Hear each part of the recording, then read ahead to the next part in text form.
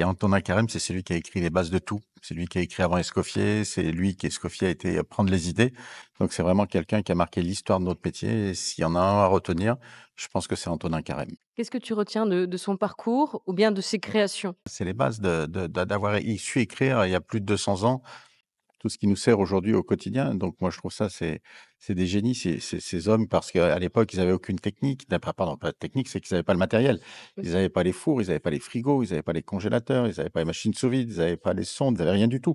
Et ils nous ont écrit tout ce qu'on a besoin aujourd'hui. Donc je trouve ça merveilleux. Pourquoi toi, tu es membre des Cuisiniers de France? Je suis membre de cette association depuis 1986, lorsque je suis arrivé à Paris. Quand je suis arrivé à Paris, je connaissais personne et c'est les cuisiniers de France qui m'ont logé. L'après-midi, j'allais au siège. C'est eux qui, si tu voulais faire un extra pour gagner un peu plus de sous, c'est eux qui te trouvaient du travail. Si tu voulais changer de maison, c'est eux qui t'aidaient à changer de maison.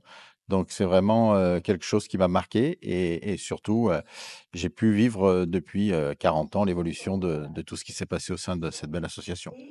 Christian Leclou nous a vanté juste avant la philanthropie de l'association, sa solidarité, sa générosité.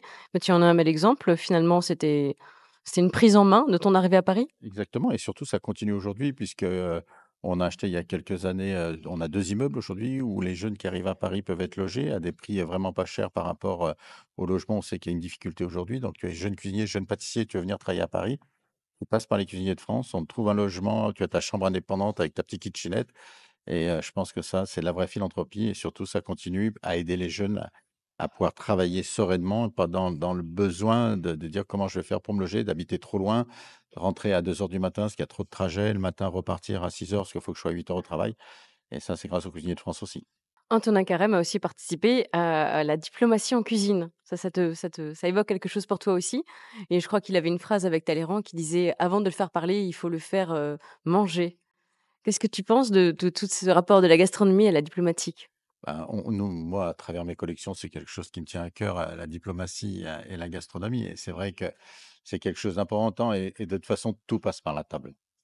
C'est écrit, tout se négocie à table, tout se fait autour de la table, lorsqu'il y a des tensions, qu'est-ce qu'on fait? On s'assoit autour d'une table. Donc la table est la chose la plus importante.